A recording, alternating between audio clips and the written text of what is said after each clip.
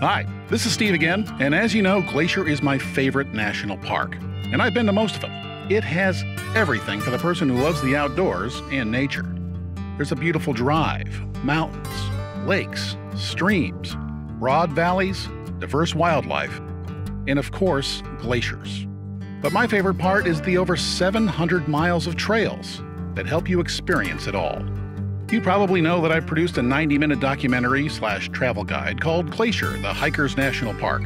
It covers lodging and the Sun Road and other basics, and it also takes a very detailed look at several of the park's most popular trails. In this video travel guide, I'll provide abbreviated looks of the park's most popular hikes and many others that I have taken over the years. I'll also talk about the park's hiker shuttle system and provide some info on how to be safe in the backcountry. The park has trails for everyone, even if you're in a wheelchair. If you're a backpacker, Glacier has great multi-day backcountry hikes, but permits are required for those, and there are a limited number of backcountry camping permits. Most people have heard of the Appalachian Trail, but did you know there's also a Continental Divide Trail? The 3,100-mile trail begins in Mexico and goes all the way to Glacier National Park and then on to Canada. A few of my favorite Glacier trails are actually part of this monster trail. The park covers 1,600 square miles and has over 730 miles of trails. In this video, I'm going to show you about 50 day hike trails, and I'll tell you which are my favorites. I'll show you a hiking plan for a 1-week stay. It won't be perfect for everyone, but it's a good place to start. I'll also provide alternatives because weather, bears, and Mother Nature's other influences don't really care that you really want to do a trail on a certain day. Nature is in charge here, and she's going to do what she wants to do, regardless of your plans. I'll show you easy hikes, even wheelchair-accessible trails, and flat hikes in trees and magnificent valleys. And of course, I'll show you some strenuous ones as well. Most of the trails are out and back, but there are also some loop trails and some one-way trails that require transportation back to the trailhead. I'll tell you how to arrange for that too. For those of you who are new to the park, first let's say that there are 5 general areas, plus one that's accessed through the adjacent companion park in Canada called Waterton Lakes National Park. The Park Service website created a trail map for each of these 5 areas, and I'll refer to them often, so you might want to download and print them out before we really get started. This video is organized according to these maps. These maps include data that can be confusing and, well, frankly, a little hard to figure out. But the website also lists distance and elevation gain information below the map. On the map itself, the trails are listed at the top of each map, along with the net elevation gain, which can be a bit misleading, so I'll help fill in the gaps as we go along. So first, here's a brief overview of each area. Let's start with the Lake McDonald area. This is where most people enter the park, and it can be a bit crowded. The base elevation here is the lowest in the park, and most trails are well below the 6,000 to 6,900 foot tree line. So they're shaded, which is handy on hot days. Massive fires in 2017 and 2018 burned about 30,000 acres in this area. The mini Glacier map covers trails in the northeast part of the park, which is my favorite. There are flat trails with great views, strenuous hikes with great views, and my favorite trail, which ends at a glacier. The North Fork and Goat Haunt map extend to the Canadian border. The North Fork area has many remote finger lakes, which are accessed via rough gravel roads. Goat Haunt can only be accessed from a trail or through Canada. The St. Mary map includes trails along the east side of the Sun Road and Logan Pass. Here you'll find easy access to waterfalls near the Sun Road, hikes to high mountain passes, and popular trails at Logan Pass. Two Medicine is in the southeast part of the park. From the time the park opened in 1910 until the Going to the Sun Road was completed in 1932, most park visitors arrive by train in the nearby town of East Glacier. Today, Two Medicine is less crowded than the other areas of the park, which is kind of odd because it has some amazing trails. So that covers the 5 maps, but there are also some great trails in the adjoining Waterton National Park, so I'll talk about a couple of these too. If you're not a hiker, there's another way to do a trail: by horse. At the end of the video, I'll list my favorite hikes, which I consider must-dos. and I'll have a list of what I would call second-tier hikes. One very important thing we need to talk about before hitting the trail is safety, including bear safety, moose and goat safety, even mountain lion safety. And well, I even saw a porcupine near my Swift Current cabin once. Even if you're not going to hike a trail, you need to read the park's info on bear safety. For legal reasons, I can't really describe it here. All I'm going to say is that it's very important for you to know how to be safe out here. I've hiked hundreds of miles in the park, and I've never seen a bear near me. Hey, bear. But I always follow the rules. And rule number 1 is make noise. I have been close to goats and moose on trails, and even they can be dangerous. So please educate yourself, and maybe buy a can of bear spray when you get to the park, as it's not allowed on most airlines. And I've got one more housekeeping item before we start hiking. Glacier is a popular park, and at times it can be hard to get around. Up to 3 million people visit each year, and the vast majority do it in about the 3-month window when the Going to the Sun Road is open, which is usually in late June or early July, depending on the weather. And it usually closes in mid-September to October. And the park's lodges, well, they're not open year-round either. The lodges on the west side open in mid-May. The east side lodges don't open until a few weeks later, usually in early June. And they tend to close in mid-September, which is a couple of weeks earlier than the west side lodges. To help you get around, there is a form of mass transit. The park's website has a Getting Around page. Check it out at least once before heading here. There's border crossing info, typical driving times from the 5 park areas, and shuttle and tour information. The shuttle system has its own page, and even if you're planning on driving to trailheads every day, you may feel differently once you're here, so read it. The hiker shuttle is free along the Going to the Sun Road from St. Mary to Logan Pass, and on the west side it's free from Apgar to Logan Pass. The west side shuttles run every 15 to 30 minutes, but they only run every 40 minutes from St. Mary. Express service to Logan Pass starts at about 7 a.m. The regular service doesn't begin until 9 a.m. And the last bus leaves Logan Pass at 7 p.m., and you don't want to miss that one. Of course, these times are subject to change, so always check for yourself. And remember that there's no cell service in the park. Well, there's a little bit. Apgar generally can get it, but the rest of the park, you're not going to have any connection. I've heard that you can get some coverage if you have T-Mobile near St. Mary's, but the bulk of the park has absolutely no cell phone coverage. And yes, there's Wi-Fi in the park lodges, but it's very slow and frankly intermittent. Don't count on it. Because of size restrictions on the Sun Road, the shuttles are small, and they only hold 12 to 20 people, and they're often full. So you may have to wait for a second or even a third bus during peak times, and hour waits are not unknown. There's another way to get around, and that's with a red bus. They have both shuttles and tours. The shuttles tend to operate only when the lodges are open. For a fee of $3 to $10, on the west side they can take you to and from the train station, or from Apgar to Lake McDonald. On the east side you can take a red bus from the Mini Glacier Hotel, or the Motor Inn, to the St. Mary Visitor Center. Glacier is beautiful. Maybe too beautiful. Overcrowding is now a problem. In the last few years, about 3 million people have visited the park. That's up about 50% from 10 years ago. I was here when Al Gore visited. I hiked to Grinnell Glacier with his group. And by the early 2000s, media reports claimed that all the glaciers in the park would be gone by 2020, prompting millions to come to see them before they melted away. But 26 of the glaciers are still here. By the way, you still may find a few signs in the park that claim all the glaciers will be gone by 2020. They removed a few of them in 2019, but they didn't have enough money in the budget to remove all of the inaccurate signs. But even though the glaciers are still here, I bet overcrowding will continue to be an issue. The vast majority of visitors stay outside the park, meaning they drive in. This leads to traffic jams and full parking lots. Some parts of the park are even closed for hours each day because of overcrowding.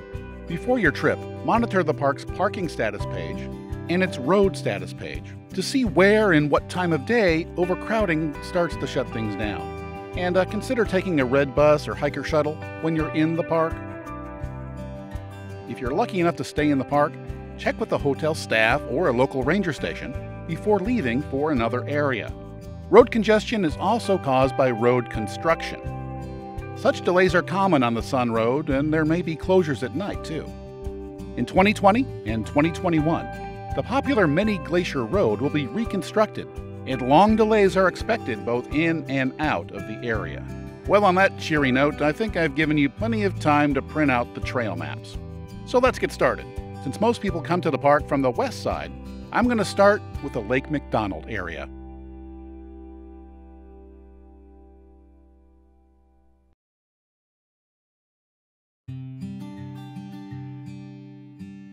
Since most people come from the west side of the park, I'm going to start with the Lake McDonald area. One of the most popular trails in the park is the Trail of the Cedars. It's one of 2 wheelchair-accessible trails in the park. It's located 5.5 miles east of the Lake McDonald Lodge. It's very popular, and it's often not possible to park near the trailhead. So if you really want to see this one, get there early. The trail is a raised wooden boardwalk, arranged in a mile-long loop through an old-growth cedar and western hemlock forest. The cedars reach heights of 100 feet, and the big ones are said to be over 500 years old. By the way, here it's just about 3,500 feet above sea level. This trail has more than just big trees. The undergrowth is also on the lush side. This side of the park is lower and much wetter than the east side. After only a few minutes, the sounds of the forest give way to the sound of rushing water. Avalanche Creek cut this beautiful gorge. This is one of the park's best photo ops, and it's the primary reason I've done this trail many times. You can shoot it from a couple of vantage points and get some really good shots. If you feel the need to add a little more up to your day, meaning elevation gain, just after the bridge, there's another trail that heads up along the creek. You can see it just beyond the bridge in this shot. 1.9 mostly paved miles from here, and another 500 feet up. You'll arrive at Avalanche Lake. It's nice, but I've only been up to Avalanche Lake once, and frankly, I don't really feel the need to do it again. There are better sights to come. That's just my opinion. This area also has hikes to high peaks. Away from the Sun Road, there's a hike with a great view of Lake McDonald from the Apgar Lookout. If you've been to the park's website, there's a webcam at this spot. It's a strenuous hike, though it's only a 7.2-mile round trip, because it rises about 1,850 feet. There's little shade, and it's frequented by bears, so bring your bear spray. It'll take most folks about 3 hours to get to the top, where you'll see that familiar view from the webcam. It's to the left of the lookout tower. One of the best trails in this area is the amazing 12.3-mile round-trip hike to Sperry Chalet. And you can do it by horse, on a group ride. On foot, the trail is tough, and you need to be in shape to hike up 3,360 feet. A fire in 2018 burned one of the historic buildings, and its reconstruction is scheduled to be complete at the end of 2019. The burned trees also mean there is less shade here, so this one is a toughie. But the views make it worth all the effort. And once you get here, there's actually quite a bit to do. Look at the website and check it all out. A couple of other trails intersect with this one of the toughest trails in the park. The one to Mount Brown Lookout goes up 4,250 feet in just 5 miles. And of course, that's why I've never done it. The hike to Snyder Lake is an 8.7-mile round trip with only 2,045 feet of climbing. But I haven't done this one either. The Johns Lake Trail is only a 1.8-mile loop, but there's not much parking there, so this one can be kinda hard to do. And yes, it goes by the nearby falls, which are very photogenic. But I slipped and fell, and, well, the 2 cameras I was carrying survived intact, but one of my ribs didn't. It still hurts sometimes, so let's move on. There are many more trails in the Lake McDonald area, and maybe I'll talk about them in an update of this video. But frankly, I prefer the east side trails. Now take out your St. Mary and Logan Pass map. I'm going to start at the 6,647-foot Logan Pass. It's at the top of the Going to the Sun Road. For many, this is the highlight of their Glacier trip, so the parking lot fills up early. Consider taking a hiker shuttle or red bus to get here. This is a great place to sightsee. The valley views are incredible, and there's often wildlife. And the weather can change at any moment. Of course, there's also a visitor center and a gift shop. But for we hikers, the best thing about being here is the trails. One of the most popular hikes in the park is the Hidden Lake Nature Trail. This 2.7-mile round trip begins on the paved path behind the visitor center. It quickly changes to a raised boardwalk to stay above the snow, which often doesn't melt until late summer. The trail is in an open alpine meadow, which wildlife frequent. I've seen goats, marmots, alpine squirrels, bighorn sheep, and even a grizzly or two. And don't be too surprised if the trail is closed because of too much bear activity. The trail gains a modest 540 feet by the time you reach the Hidden Lake overlook. And weather can play a big role in how nice it looks. When I did it, well, it only looked okay.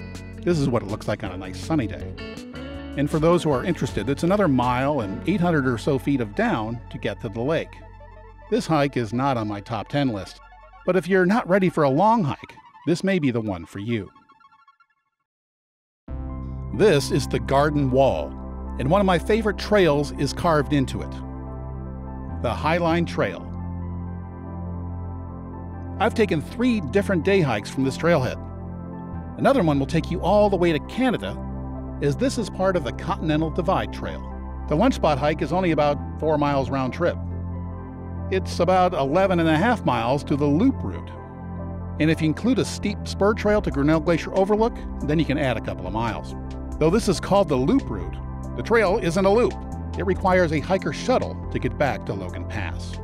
My favorite hike from this trailhead is the 15.2-mile route to Swift Current via Swift Current Pass. And yes, I'll talk about how to get back to Logan Pass a bit later. The trailhead is across the street from the Logan Pass sign. I'm going to talk about the shortest version of this hike first. It's a hike out to what I call my lunch spot. There isn't really any official name for it, that's just what I call it. And for those who are interested, this hike is covered in great detail in my Hikers National Park video. The trail starts with a short meander, and then takes a dramatic turn onto a shelf that is carved into the garden wall. And no, it's not really that scary. This is a must-see part of the trail. And remember, you can turn back at any time. You're only on this little shelf for about 5 minutes. Then you're crossing on an alpine meadow, and you're going through a few groves of trees. Hey, bear. Where, by the way, it's a good idea to make some noise before entering them. My lunch spot is about 2 miles out, and I've got to say they're probably my favorite 2 miles. The cliff, the views, the wildlife, it's all incredible. Just after this grove, the trail is on another shelf, and above the trail there's a little carved-out bench. This is my favorite lunch spot. It's right across from the haystack formation, and there's a great view of Heaven's Peak. Even with stops along the way, it only takes about an hour to get here. And it's pretty flat, so it's not too difficult. I've done this version of the trail many more times than I've done the others because, well, the others are hard, and they require quite a bit of time and a physical commitment. I tend to ask passers-by if they've seen anything interesting. Some don't have much to say. But this couple saw a bear chasing a goat in the next meadow. A quarter mile away, I captured a grizzly, and briefly her kids. Boy, am I glad I bought the 600mm lens. This is an incredible spot, and sometimes, well, it moves me to say incredibly sappy things to the camera, but I'm not going to bore you with that. A jaunt to my lunch spot and back only takes 2 to 3 hours, and they are amazing hours. The route to Granite Chalet goes up a switchback over the haystack. The chalet and Logan Pass are at about the same altitude, but the trail goes up and down between the two. So it's hard to guess the total elevation gain. I've heard estimates in the range of 795 feet, so let's use that one. Except for this 300-footish switchback, the trail is gradual enough that you never really notice the grade. The top of the haystack is at about 7,300 feet, and it has some great views. After that, the trail clings to a ridge, and there are some great views along the way, including the one of Granite Park. Just before the 7-mile point, there's a signpost and a trail that goes straight up 900 feet in just 9/10 of a mile. I did this spur trail when I did the loop trail. It's a soul-crunching slog that seems never to end. But when it does, you're on top of the Continental Divide at about 7,500 feet. And yes, we've been on that monster trail. I didn't spend much time up there as I breathlessly looked down at Salamander and Grinnell glaciers. And frankly, I was too tired to take any more pictures. This was not an easy spur trail. Granite Park is a small compound. You can stay in hostel-style rooms if you're lucky enough to get reservations. But you need to bring your own sleeping bag. There are 12 guest rooms with 2 to 6 beds each. There's no power, but there is propane for cooking. There's a little camp store that's open for everyone. Remarkably, horses bring the items up here so you can buy a snack and get something else to drink.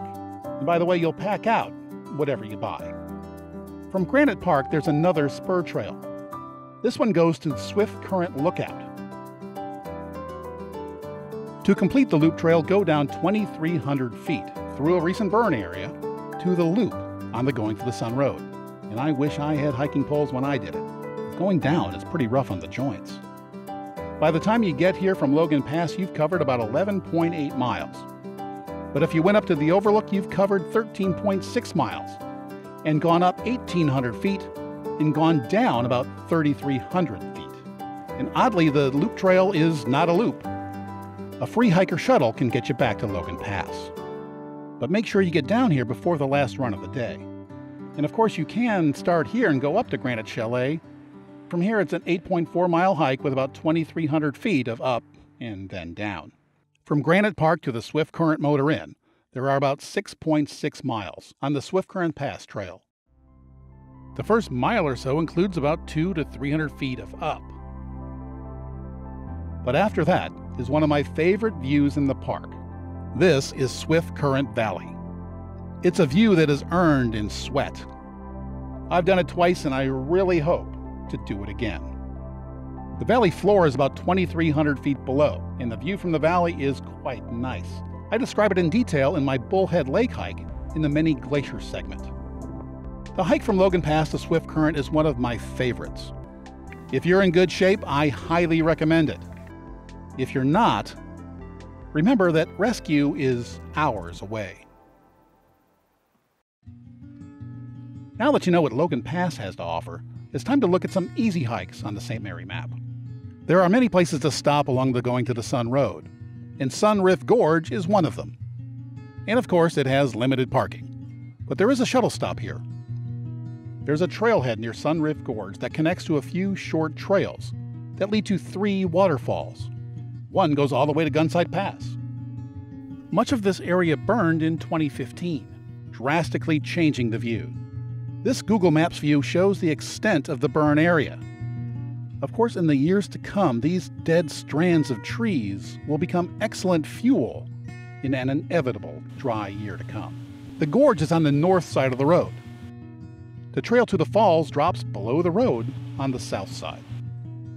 Following the signs is important here, because you want to make sure you end up where you started. Bering Falls is just about 1/3 of a mile away. The trail drops about 250 feet along a tree-lined creek.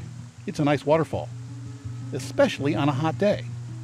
But I like to do hikes like these on cloudy days so that the water doesn't get overexposed when I'm taking pictures. The second fall is just about 1.5 miles down the trail. It's less than a mile from its own trailhead. This is St. Mary Falls. Its 2 tiers can look quite different depending on how much water is flowing over them. There's a nice view from the bridge. A couple of 100 yards further is a large cascade. As a photographer, this is my favorite feature of the trail, as there are several interesting places to put the tripod. Less than a mile later, you're at Virginia Falls. It's 86 feet tall, and a nice way to end the hike. Of course, you have to hike back too, but you know what I mean. The hike back is pretty easy, except for the 250-foot climb up to the Sun Road. But there are a couple of routes back to the road, and they end up in different places. I took the wrong path, so when I got up to the road, my car wasn't there. I had a feeling it was to the right, and 15 or so minutes later, I found my car. From Sun Rift Gorge, you can also join the Sun Point Nature Trail, which follows the St. Mary Lake shoreline. But there's another way to walk this nature trail, and it's even shorter, and it has much more parking. The trailhead is near the St. Mary Boat Dock. It's a short 1.4 miles out and back, with lovely views of the lake and surrounding mountains. This is a short, flat walk that just about anyone can handle. Early in the morning, wildlife like to come here to get a drink, so you never know what you might see. One time I saw this sign near the parking lot. I've never seen a mountain lion, and frankly I don't want to, especially since I often hike alone, which of course is a very bad idea. One of the longer hikes on the St. Mary map is the 12.4-mile round-trip hike to Gunsight Lake. It has only about 500 feet of down and then up. But if you want to add another 6 miles and another 1,700 feet of up, you can take it all the way to Gunsight Pass. You can get to it from the Falls Trail I just showed you, but it's a bit shorter from the Jackson Glacier overlook. The beginning of the trail goes down through the trees about 500 feet, and I was glad I had bear spray. Eventually the trail opens up on one side and there's a view of Jackson Glacier. There's also a little spur trail leading to Florence Falls. Unfortunately, I didn't know this spur trail even existed at the time, so I didn't take it. But you won't have that problem. The bridge and the falls are clearly the highlight of this trail. Without them, this trail is not on my to-do list. I've only done it once, and frankly, I don't plan on doing it again. It's a lot of work for only an okay view of the lake. But that's just my opinion. And if I had been there on a day when the weather was really interesting, I might feel completely differently. Now, I've never been up to Gunsight Pass or Jackson Glacier, but I've heard the glacier is quite interesting. Maybe one day. From Jackson Glacier Overlook, there's another trail on the opposite side of the road. It connects to the Piegan Pass Trail. But if you drive west on the Sun Road to Saya Bend, you'll find another parking lot and a trail for Piegan Pass and Saya Pass. Many say that these are some of the best hikes in the park. Piegan Pass is a 9-mile round trip, while gaining only 1,750 feet. It tops out at about 76 or so 100 feet. Saya Bend is about the same length, but it's 300 feet higher. It might be the highest peak in the park. After following the creek for a bit, the trail goes through dense forest. I've seen bear skid on the trail, so again, carrying bear spray is a good idea. After a little more than a mile, the trail hits a T. This is where we meet the trail from the Jackson Glacier Overlook. We want to go to the left. You'll cross a creek or two, but your feet should stay dry. There's another trail junction. To the right is the splendid Saya Pass. At this point, the trees are kind of thinning out, and soon there's an open scree field, and there's quite a slope. There's a great view of Jackson Glacier to the south. There's also a nice view of Piegan Glacier. It's the only glacier in the park that has not shrunk significantly in the last 80 years or so. And while you're crossing the scree field, don't be surprised if you feel a bit strange. The reference points are so far away and the slope is so severe that, well, frankly, I felt a little vertigo-ish. Of course, that might have been my sinus infection too, but anyway, it's kind of interesting. From here, it's only a few more minutes to the pass. It's a nice place to stop and rest and just kind of take in the view. And for me, it was quite quiet. I only saw 2 or 3 other hikers when I was here. And you can hike from here all the way down to Many Glacier, but that's not for me. I stopped and took in the view at the saddle just above a small lake before heading back down. It was rather nice up there. From here, you can take a trail all the way to Many Glacier. Well, that's about all I have to say about the trails on the St. Mary map. I think you'll agree that there are some spectacular trails here, and some of them are on my must-do list. They provide access to amazing viewpoints, high mountain passes, and roaring waterfalls. And it's hard to do them all in one trip, and that's why I keep coming back.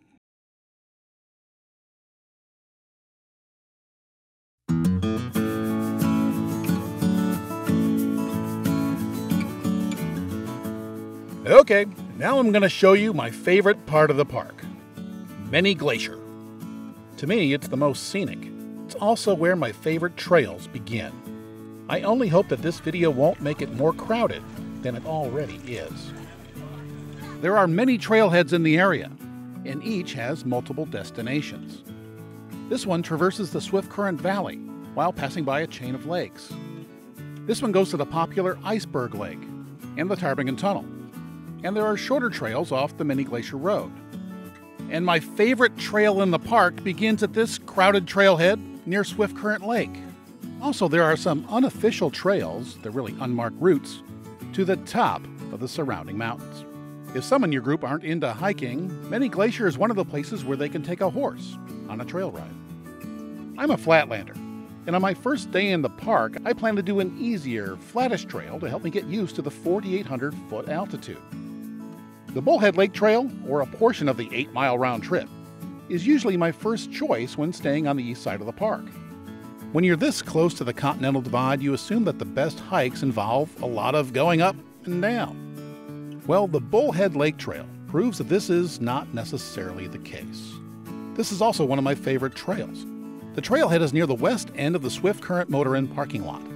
Like many of the other park's trailheads, you can take it to one of several amazing destinations, depending on how far you want to go. This one goes all the way up the Swift Current Pass, where it connects to the Highline Trail, which of course is a part of the Continental Divide Trail. So you can go from here to Logan Pass, Canada, or even Mexico. But Bullhead Lake is just a 7.2-mile round trip. And again, it's relatively flat with only a few hundred feet of up and down, again depending on who you want to believe. The trail passes a chain of lakes.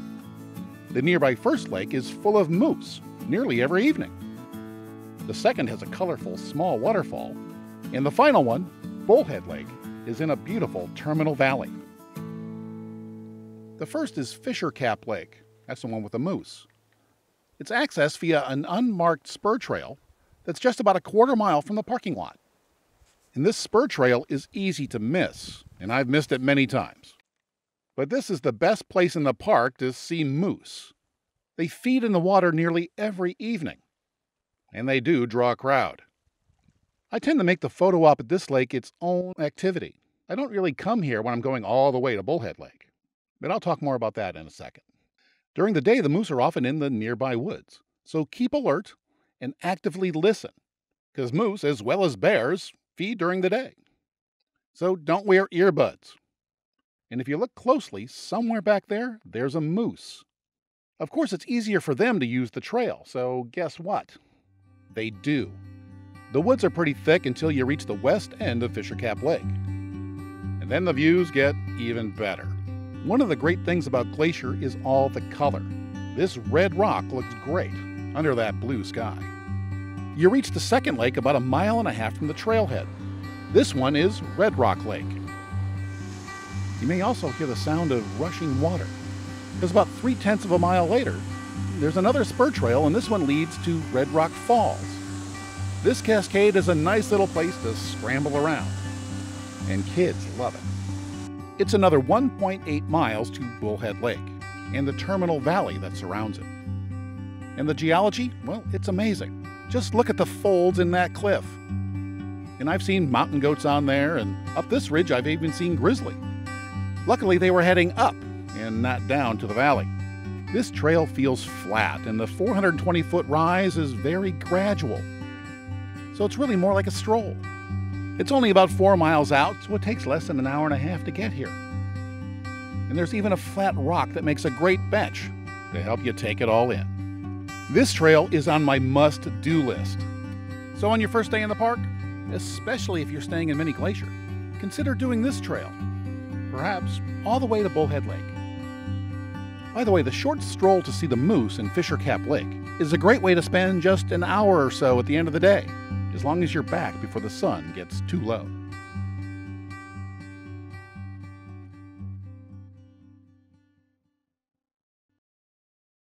Another trailhead that leads to a few interesting places is located on the north edge of the Swift Current parking lot. This one goes to Tarbagon Falls, which is a 5-mile round trip, Iceberg Lake, which is about 9.4 miles up and back. Tarbagon Tunnel is 10.4 miles away and has about 1,900 feet of going up. And from here you can also hike all the way up to the Canadian border, past Elizabeth Lake, through the Belly River to Canada. If you're going to go that far, visit the enjoyyourparks.com website for more info.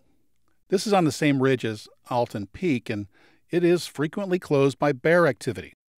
So if this trail is open today, well, it may not be tomorrow. If it's open, you have to do it. You may have to schedule around an availability of this hike. Only about a dozen cars can fit in the nearby parking area, so you may have to park at the motor inn and add a couple of blocks to your hike. The trail starts with a short climb above most of the trees, so there's nice views for the first 1.5 miles. Then you enter the trees. This, by the way, that's bear scat. and he's likely to be still around. On one of my hikes to Iceberg Lake, there was a bear on the trail. Here's an excerpt from that video. Why were they heading this way so rapidly? Some were nervously smiling, but nobody would stop their retreat to tell me. Soon I joined the retreat. Eventually, I did learn that a mama bear and 2 cubs were also using the trail. One hiker took these pictures and some video with a little point-and-shoot camera. Usually, bears will try to avoid humans. These blocked the trail and headed towards them. They got quite close. This is potentially a very dangerous situation. They were very lucky. The mama was only interested in teaching her kids how to find and eat berries. I and others had bear spray, but none of us wanted to have to use it. After several minutes of backtracking, we saw another group coming. The lady in orange is a trail tour guide, leading a group from the Boston area. We all felt that she knew best how to handle the situation. Then someone came up and said he saw the bears leave the trail and go up the hill. So we decided we could continue, but we did so as one large group. There is safety in numbers. Secretly, I'm sure all of us were checking out the others in the group, trying to determine who was the slowest, while at the same time, hoping that an old joke wouldn't come true. 15 minutes later, in a clearing, one hiker showed us her photos of the bear. She was quite close to it. I've seen what happens when a bear attacks, on this very trail, and it's not pretty. The victim I saw in 1994 struggled down the trail, covered in blood. This witness explains what he saw. I saw him. He has a deep laceration on the top of his head, one across the chest and one on the back. It would have taken the victim 3 or 4 hours to get to the nearest hospital by car, and by then it might be too late. So a helicopter was called. In the next week, he had to endure 4 operations, but he did survive. Youthful enthusiasm can be nothing more than naivete. This time, we were lucky, but the danger was real, and the trail was again closed the next day. So the bear danger is real, and you need to learn basic bear safety and actually use it. The Tarbingen Falls aren't really that much to look at, but there's a clearing near them, and it's a nice place to rest and maybe have a snack. And not long after you cross the bridge, there's a junction for the Ptarmigan Tunnel Trail. And I'll talk about this trail after I finish talking about the Iceberg Lake Trail. From the junction, it's about 2.1 miles to the lake. A mile from the bridge, you're out of the trees again, and the view of the valley and the Continental Divide is awfully nice. The trail gains a total of 1,250 feet, and except for the first climb above the trees, it does so gradually. This trail feels more like a stroll than a workout. Well, this is Iceberg Lake. It's in a nice cirque with a 3,000-foot cliff face. This was shot in September and the lake was free of ice. It'll look differently every time you hike here. This is another one of those hikes it's either on my must-do list or on my second tier, because generally it's a pretty good one. But now I'm going to talk about a much tougher hike up to the Ptarmigan Tunnel.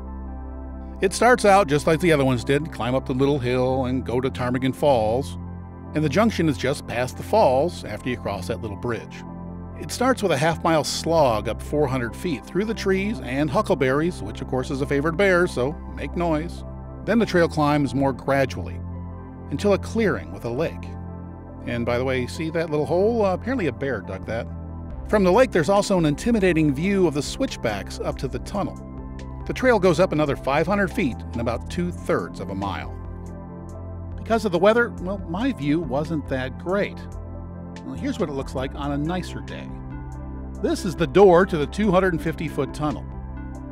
This is the impressive view on the other side. Because of the weather, I brought my cheap camera on this hike, and boy, I wish I didn't. Because the weather made this hike one of my most memorable. By the way, that's Elizabeth Lake below, where there's a backcountry campground. The trail continues past the lake all the way to Canada. I was really glad that I was prepared for any type of weather, because you got to remember that there's no cell coverage up here. And the weather up here, well, it can change in minutes. And that's what happened. But before it did, I took one of my favorite photos that I've ever taken in the park. This one's on my wall. But a minute later, the view was gone. A cold front brought fog to this side. On the other side of the tunnel, the clouds were really impressive. And then it started to sleet, making the 5+ mile hike down to my Swift Current cabin.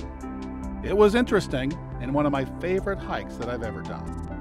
What a great day.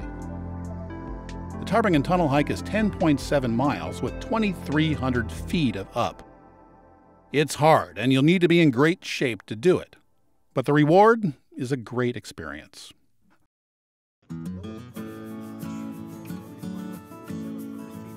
Just a bit east of the turn to the Mini Glacier Hotel, there's a short trail with a view of the valley. It's called the Abercrombie Falls Trail.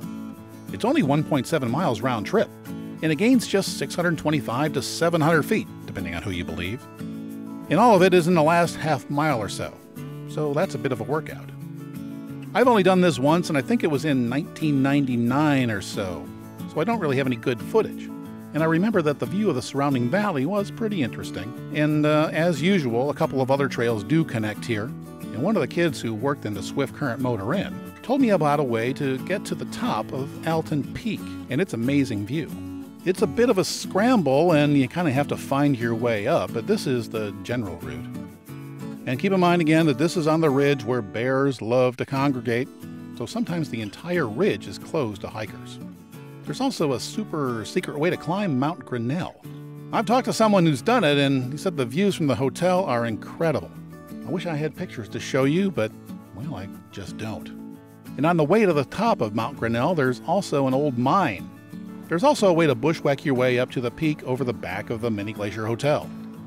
The only way I know how to do these peaks is with a guide or with one of the kids who work in the park. They have lots of time off, and many of them spend their time doing amazing hikes like these. Now I'm going to talk about my favorite trailhead, which is also the most crowded. It's located on the road between the Mini Glacier Hotel and the Swift Current Motor Inn.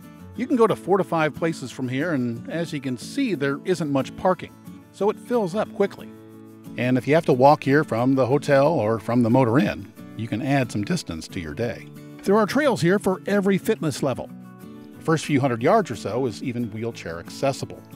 From here you can hike the Swift Current Nature Trail, the Grinnell Lake Trail, which includes Hidden Falls, and you can go on to Piegan Pass. But you can also do my favorite hike in the park, the Grinnell Glacier Trail. The Swift Current Lake Nature Trail is a 2.7 mile loop around the lake. If parking's an issue, you can start this one at the Mini Glacier Hotel. Just follow the shoreline until you see the trail, which is just a few feet from the water. But it's never a good idea to hike at night in bear country. If you like flat trails, from here you can take the 6.8 mile round trip to Grinnell Lake. If that's too far for you and you still want to see Grinnell Lake, you can buy a ticket for a boat tour. Then only about 2 miles of walking is involved. And you can still take the short spur trail to Hidden Falls. If you'd like to gain some altitude, after the lake, it's just a few more miles up to Piegan Pass. But this view comes with a price. There's a 1,750-foot elevation gain. When you're in the mood for a hike that doesn't have a lot of climbing, the Grinnell Lake Trail is a good choice. For the first 2 miles or so, this is also the trail to Grinnell Glacier. From the trailhead, it's just under 3.5 miles to the lake. And there is little elevation gain, so it's more of a walk than a hike. If you take a boat tour from the hotel, well, then you'll only cover about 2 miles on foot. But we're at the trailhead, and the trail is mostly in trees. And by now you know what that means. Make noise. The first bit of the trail is paved to accommodate wheelchairs. Soon after the pavement stops, you'll cross a bridge and head towards the shore of Swift Current Lake. Somewhere near this part of the lake, there's a beaver dam. The boat drivers always point it out, but frankly, I've never seen it. The trail winds around the lake to the opposite boat dock. There's a 0.2 mile strip of land between the Swift Current boat dock and the dock on Lake Josephine. This little strip has a bit of upslope, but it's really the only climb on the way to Grinnell Lake. This is Lake Josephine. It's one of my favorite photo ops in the park, especially when the boat is at the dock. In the morning, Mount Gould and the lake is sunlit, and it's very pretty. The trail continues down the right side of the lake with a great view of Mount Gould. There are fewer trees, so it's more open. And the sun, well, it might beat down on you. You'll see plenty of berries in this section.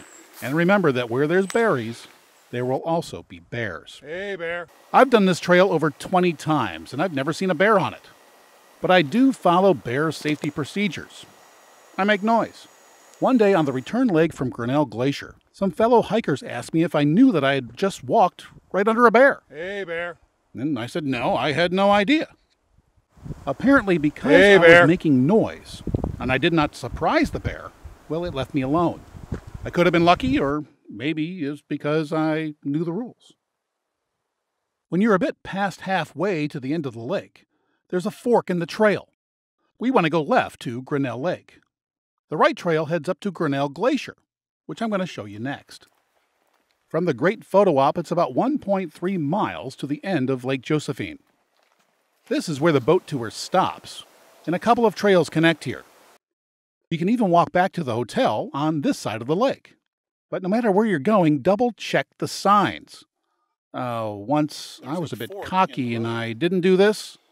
It's pretty easy. And, well, I took the wrong trail and ended up adding a few miles to my hike that day. So you need to look at it. But anyway, when you get on the correct trail, it's less than a tree-lined mile to another luxurious pit toilet, and the short spur trail to Hidden Falls, and another pretty good photo op. From here, it's another short walk through the trees till you cross a bridge over a creek, and then it's just a bit further to the lake. It's quite a nice view, and the colors, well, they're really nice.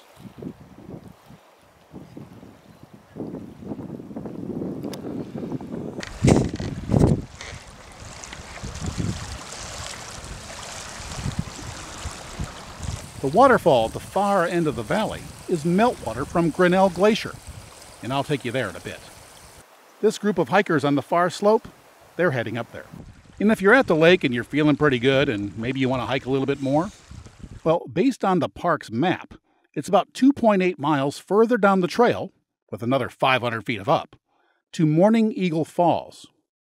And if you're still feeling good, then you can go even further and gain another 1,250 feet up to Piegan Pass. Now that's a full day. By the way, I got the Piegan Pass from the Sun Road, which is a bit easier. When heading back, remember that you don't have to go the same way that you came. I always have, but you don't have to. If you're staying at the Mini Glacier Hotel, well, there is a trail that goes along the back side of the lake. There's also a parallel horse trail, which you might want to avoid because of their droppings. So if I could just sum up the Grinnell Lake Trail, it's a moderate hike, mostly through the trees, and it's not too hard because it's almost entirely flat. So if you're in need of an easier hiking day, this trail's a pretty good choice. Okay, now I'm going to talk about my favorite trail. I've done it many times.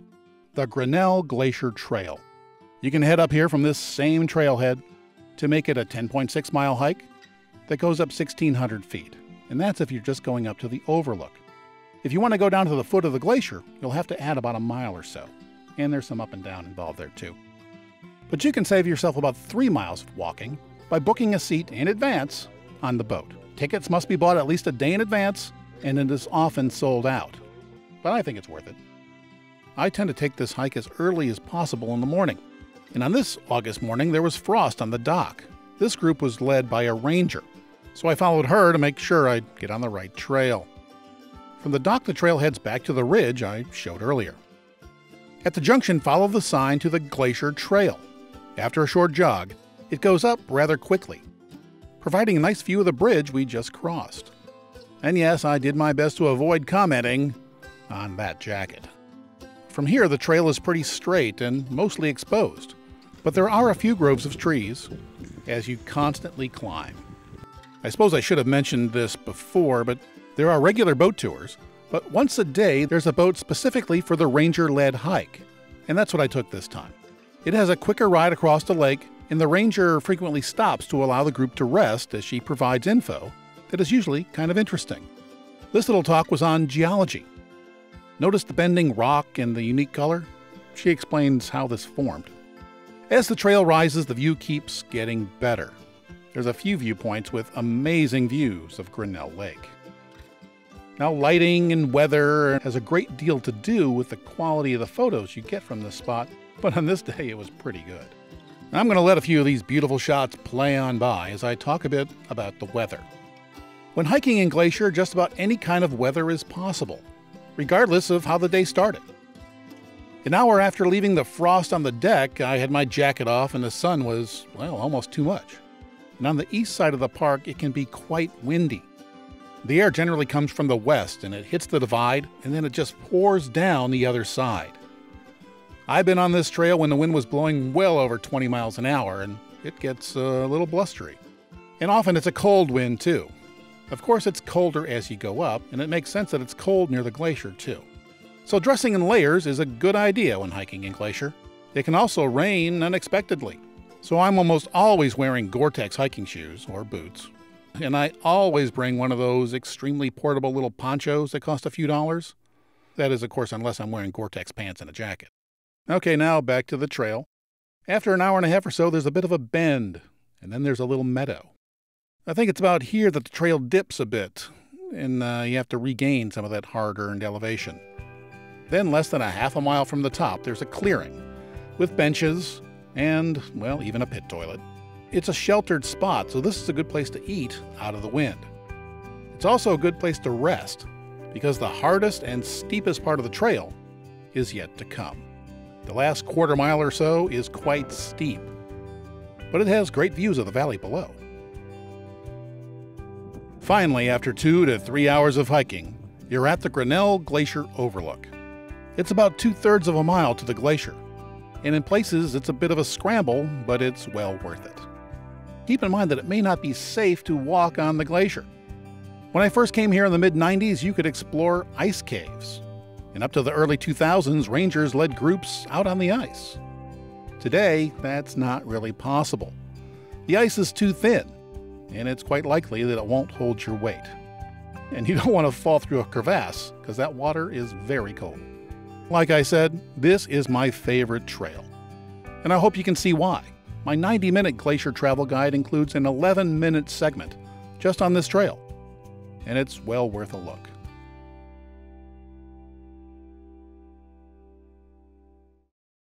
By the way, if you want to stay here, you might want to check out my Glacier, the Hikers National Park video.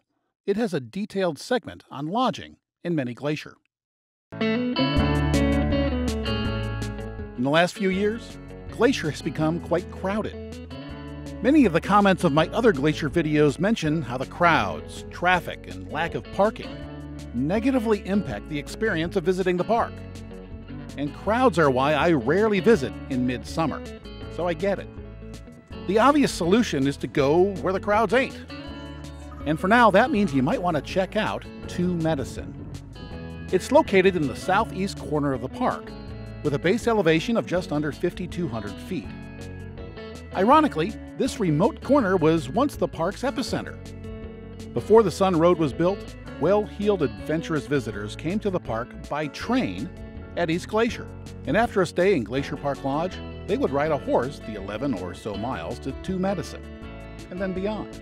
Today, Two Med is a bit away from the more popular areas, so fewer people come here. That makes this a great place to hike incredible trails away from massive crowds and congestion. And many say it has the best high trails in the park. Most of the area's trails and activities are centered around Two Medicine Lake, which is not to be confused with Upper or Lower Two Medicine Lakes. There isn't a hotel here, but there is a campground and a general store with basic meal options. The trailheads are spread out, but most are near the lake. Some are best accessed via boat. As you can see from the trail information on the map, there are several short, flattish hikes, as well as some high, long monsters. On one of my first visits to the park, I hiked to Scenic Point. It's a 6.2-mile round trip that rises over 2,300 feet. It follows the Mount Henry Trail, which goes all the way to Glacier Park Lodge. It's also part of the Continental Divide Trail. Most of the elevation is gained on 16 steep switchbacks. And boy, I wish I had a good picture of them. For some reason, I was more interested in the strangely beautiful trees. They were killed by some kind of blight years ago. There is little shade on this trail, so on a hot, sunny day, you'll feel it. When stopping to catch your breath, and you will need to, there's a nice view of Two Medicine Lake. But at the top, there's a commanding view of the plains to the east. There isn't a higher piece of ground from here all the way to New England. And the view, well, it goes out for many, many miles. For me, one of the most memorable parts of the trail was the hike down.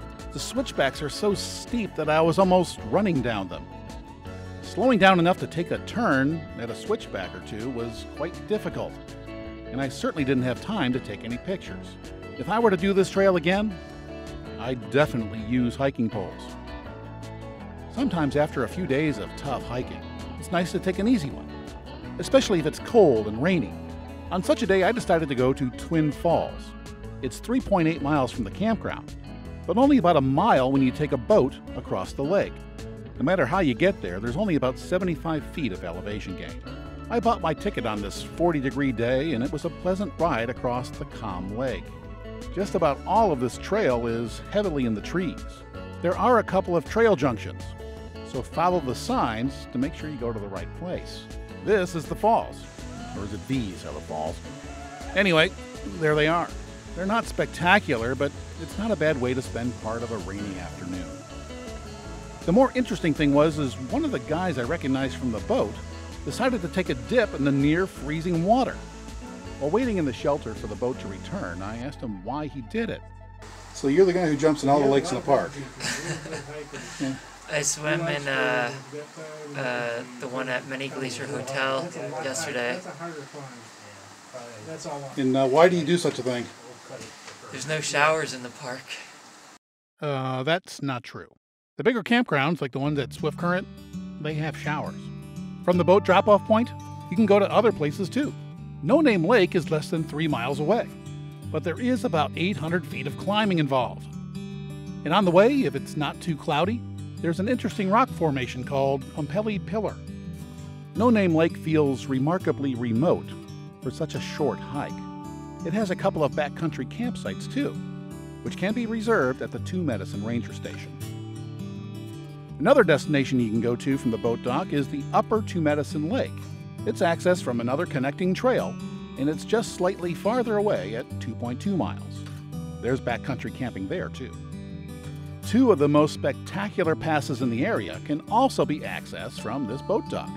Dawson Pass and, well, I can't pronounce that, so you'll just have to read it, can each be accessed from this trailhead. If you don't use the boat, it's just under 7 miles to each pass. Or you can combine them in a 16.9-mile loop trail with a net elevation gain of 2,450 feet. But the views up here are really nice. Most people take 2 days to do the 17-ish mile loop. And I'm not an expert on overnight trips, so if you want to do this, go to the hikingglacier.com website for more info. Before you get to the main parking area, there's a short trail that's good for the whole family, Running Eagle Falls. The trailhead is on the main road, just after you cross the bridge. It's just a 0.3-mile stroll to a nice little waterfall. And there's one more trail I think that's worth mentioning, and it's called Cobalt Lake. This can be an over 11-mile round trip, but there's only 1,400 feet of elevation gain. And on the way, you might want to stop by Rockwell Falls. It's one of the nicer falls in the area. So to sum up, Two Medicine is a little out of the way, and it has some great high country trails and several waterfalls. It's less likely to be as crowded as some of the other areas, but it's a good idea to check out a ranger station for the current road status and parking status in Two Medicine before you drive the 60 to 90 minutes to get here from Mini Glacier, St. Mary, or West Glacier. By the way, the drive on the east side of the park is quite nice. It's twisty with a great view of the plains. And in a couple of spots, your cell phone may even work, and that's pretty rare in Glacier.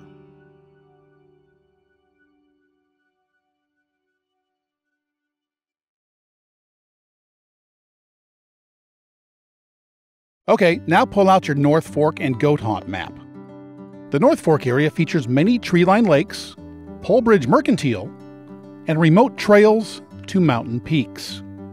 I haven't been to Logging or Quartz Lakes because I've heard that the main reason to go there is because the Bowman and Kintla Lake parking lots are full.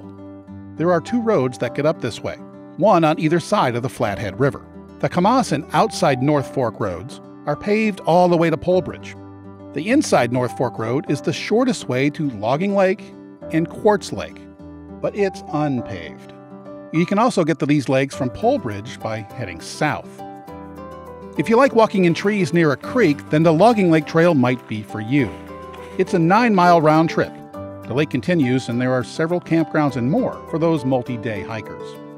By the time you get to the lake, you've gained about 450 feet from the 3,300 or so foot base. Okay, now let's talk about Quartz Lake.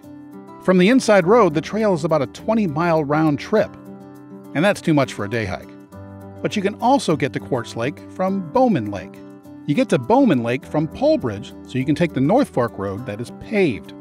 After Polebridge, the road is unpaved, narrow, and rough. You'll cover the 6 miles only at about 15 miles an hour. And if a car comes the other way, well, you're going to have to pull off to the side. Once you're at the Bowman Lake parking lot, which also, by the way, fills up often, there are several trails to choose from, including the 12.8-mile loop to 3 hikes, including the picturesque Quartz Lake. Around here, the trails spend a lot of time in trees. Into Quartz Lake, it goes up and down over 2,500 feet. So you'll need to be in shape to enjoy the remoteness of this trail. From Bowman Lake, there's another hike that's even higher. You can hike up 3,000 feet to Numa Lookout. This trail is 11.2 miles out and back, but it provides a great view of the area.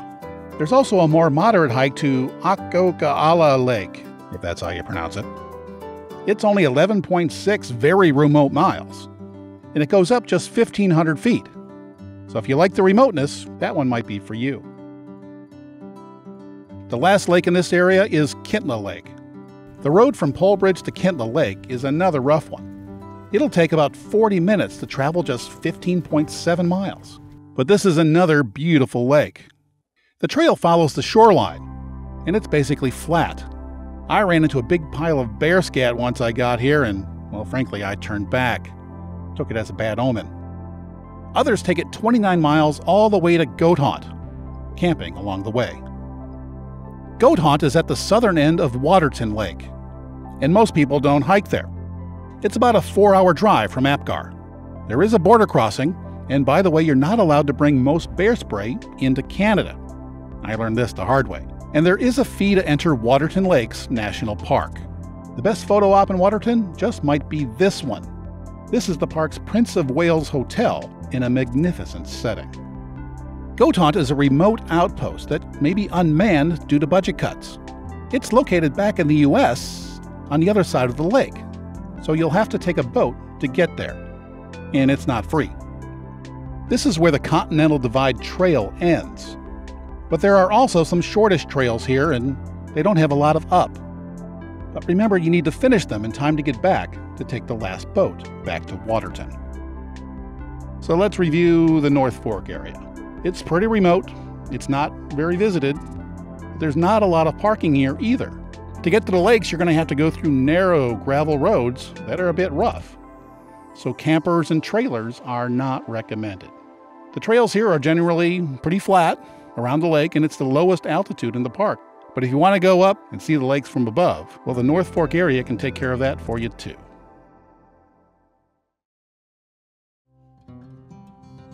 Now that I've shown you the primary hiking areas in Glacier, it's time to talk about its companion park north of the border.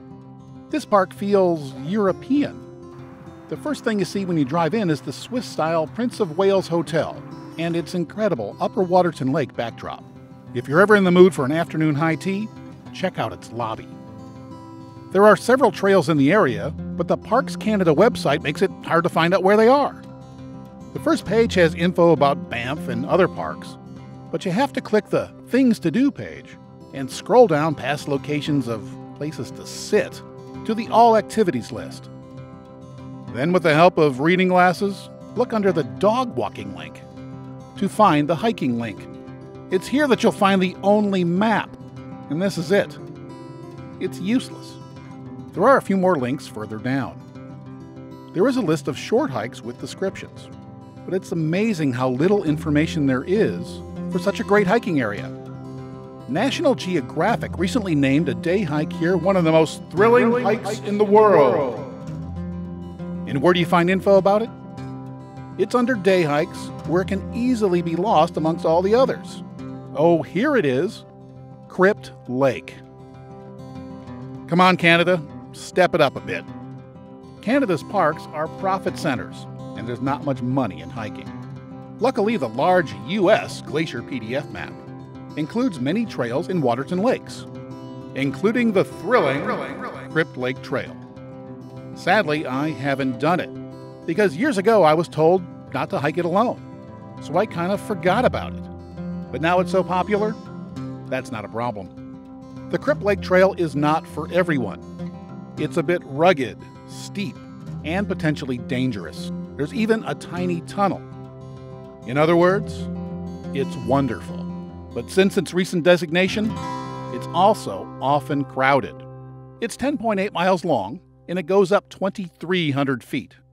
The trailhead is at the midpoint of Upper Waterton Lake. You get there by boat. The Waterton town site is quaint, with plenty of places to spend your money.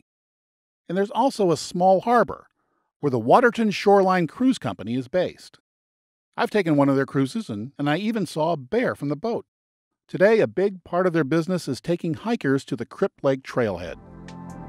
Obviously, space is limited, so you might want to get your tickets in advance and hope that you picked a good weather day. If you're a fast hiker, you might want to put some space between you and the crowd in the first 4.5 miles. After that, you'll be single file. A half-mile past an old campground, the trail goes up a narrow ledge and ends at a sheer cliff. On the way, check out the 600-foot waterfall. When it gets really tricky, there's a welcome handrail. At the cliff face, an 8-foot stepladder provides access to a 60-foot natural tunnel that's too small to stand up in. This is a popular selfie spot, so there might be a bit of a delay here. Then there's a stroll down to the lake.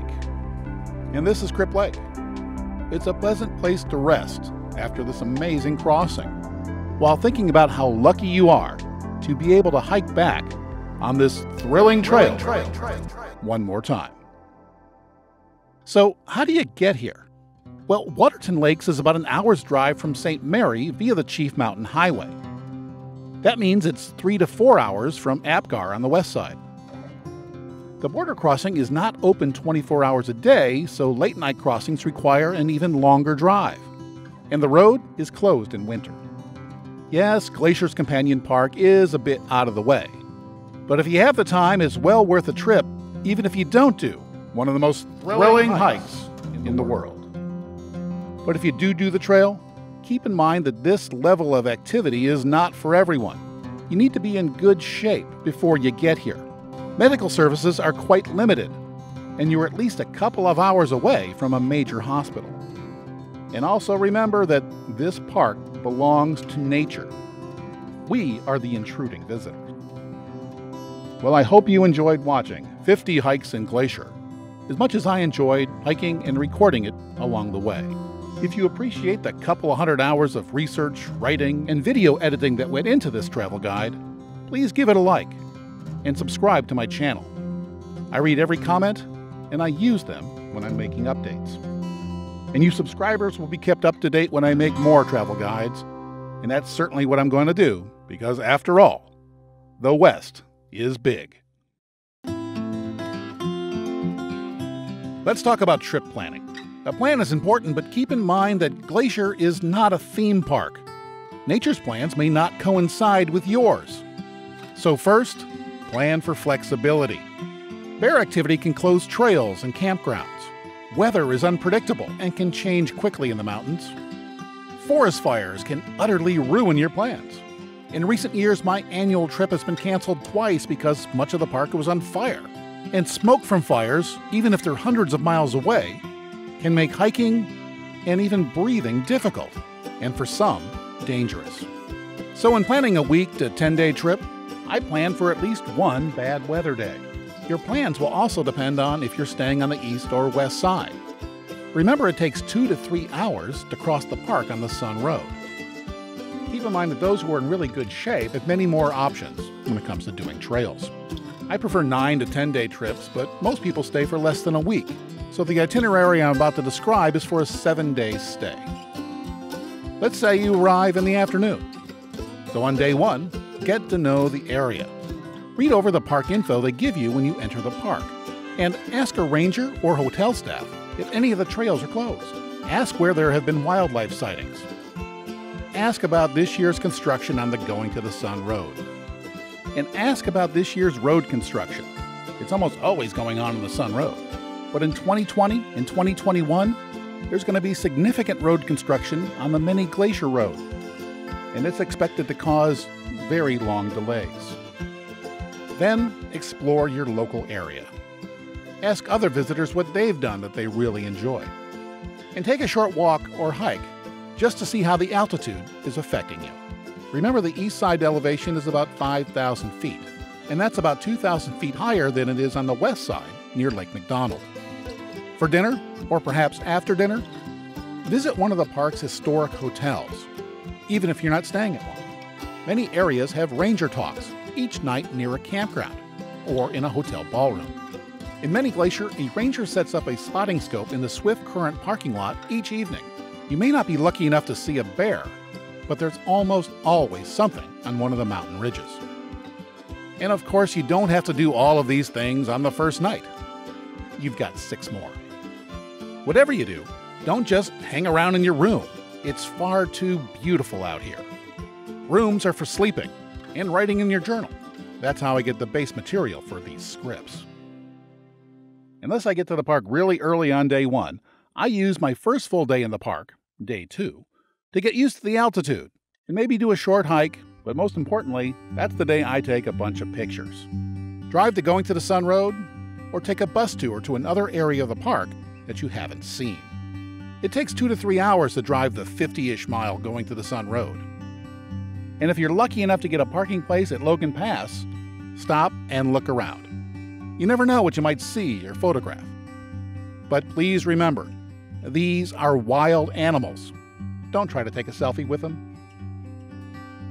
If you feel up to it, take an hour or so to hike out to my favorite lunch spot, with its great view of Heaven's Peak and the valley below. On the Sun Road, when you come to Sunriff Gorge, stop and take a look at the gorge, and maybe walk down to Bering Falls. It's not far. And don't miss one of my favorite photo ops in the park, Wild Goose Island Viewpoint. It's just a few steps from the Sun Road. Glacier is a great place for photographers and Instagrammers. And of course, remember that the east side of the park is lit by the sun in the morning, and the west side of the park is lit in the afternoon. And also remember, there is no phone service in most of the park. So instead of just taking a selfie, why not take something that's suitable for framing? By day 3, it's time to take a real hike, one of my must-do hikes. For first-time visitors who are physically fit, here is a list of my must-do hikes. Number 1, and my favorite hike in Glacier National Park, it's the Grinnell Glacier Trail. This is one of the few trails where you can actually walk up to a glacier. Number 2 on my list is the Highline Trail, from Logan Pass and connecting with the Swift Current Pass Trail all the way to Many Glacier. Now number 3 is a tie, so I'm kind of cheating here. The Tarbagan Tunnel, Saya Pass, or Crypt Lake are all very nice hikes. And they're also a little bit more difficult. But there's also an easy one on my list, number 4, Bullhead Lake. So on day 3, if it's open, I suggest you do the Grinnell Glacier Trail first. It's my favorite hike and it's not too difficult. It takes me 2.5 to 3 hours of hard hiking to get up there, but I'm taking photos and videos at many of the beautiful spots along the way. And remember, this one is 3 miles shorter when you take the boat. For many, this is a tough day, but it's one you will never forget. Day 4. If you're tired and sore, maybe with a blister or 2, you may want a day that doesn't have quite as much up as the Grinnell Glacier Trail. So the Highline Trail, which is up to 15.2 miles long, might be a good option for you, because it has only about 800 feet of up when you go all the way down to Swift Current. The 15.2 mile version from Logan Pass to Many Glacier, well, it takes me about 8 hours. Now if that's too much for you, consider just going down to the Loop. That's only 12 miles long, and it has only 330 feet of up, but you'll need the hiker shuttle to get back to Logan Pass. Both routes go down about 2,300 feet, and remember that hiking poles make descending much easier on the knees. If either of those routes are just too long for you, consider just taking the 2 to 3 hours to go out to my lunch spot and back. It's a great hike, and because it doesn't take that much time, you can do another trail, like Hidden Lake. Okay, now we're at day 5. After 2 relatively hard days, I plan for an easy one, and Bullhead Lake is perfect. It's an 8-mile round trip that feels relatively flat. They say it goes up and down about 400 feet, but really you can't tell. Day 6. Well, since yesterday was a pretty easy day, it's time for another tough hike. So this would be one of my number 3s, the Tarbingen Tunnel, Saya Pass, or Crypt Lake. Any of these trails will make for a very memorable last day, but these hikes should only be done by people who are in really pretty darn good shape, because these are pretty tough.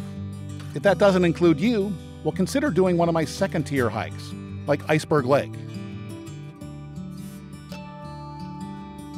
On day 7, getaway day, get up before the sun to see Glacier at daybreak.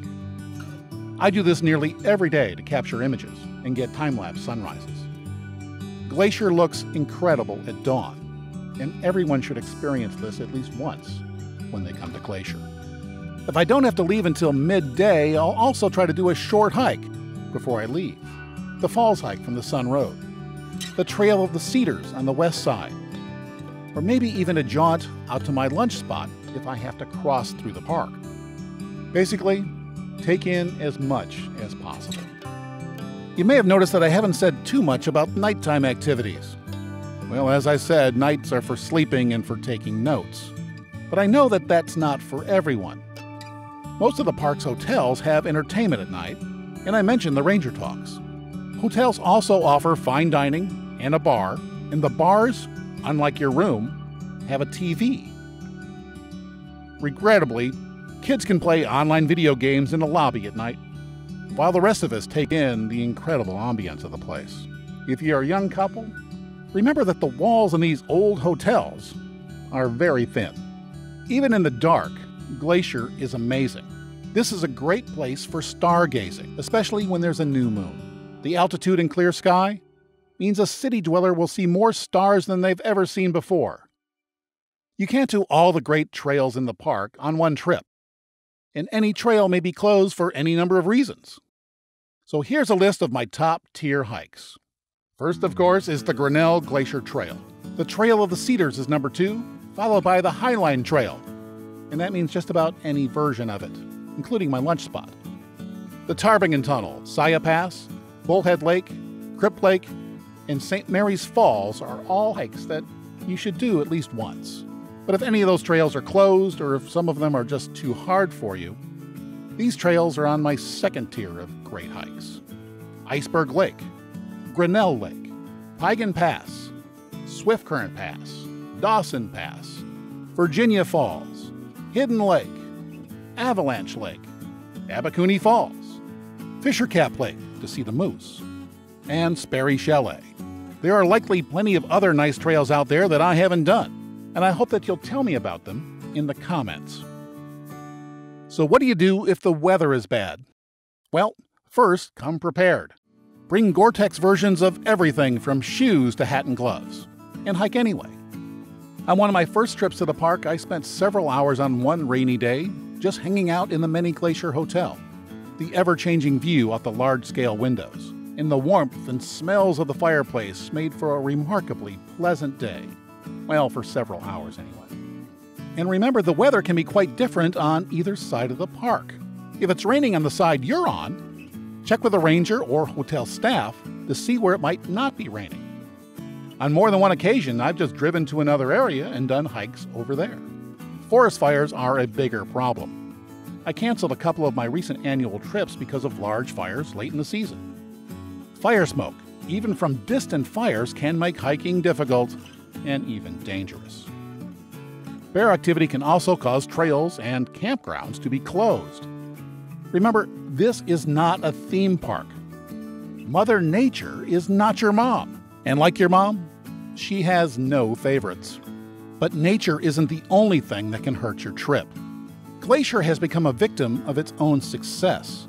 Crowds have made travel, and especially parking, a big problem. And you can see the parking lot status on the website. And remember, you can also find road status information on the website. Too many cars can cause rangers to close road access to popular areas of the park, including many Glacier. I think the best way to combat overcrowding is to start early, but not in the dark. By the way, bears and other animals like to drink in the lakes and streams early in the morning, so be alert and be careful. For many, Glacier is a once-in-a-lifetime trip. But for me and countless others, we keep coming back because you just can't do all these trails in 1 week. I hope this video helps you plan your trip. If you enjoyed it, please give it a like and maybe write a comment. I read every single one of them, and they're quite helpful when the time comes to update the video. To see future updates and dozens of other travel videos, subscribe to this channel. And for the more philanthropic of you, why not contribute to this channel? Even if you watch the ads, we only get about a half a penny for each view. And that won't even cover the cost of travel, let alone the cost of equipment and writing and editing time. And if you're looking for more information on Glacier, don't forget I have another 90-minute documentary called Glacier, the Hikers National Park. It's also available on my YouTube channel. Thanks for watching, and come on out to Glacier, my favorite national park. And I think you'll agree, this place is special.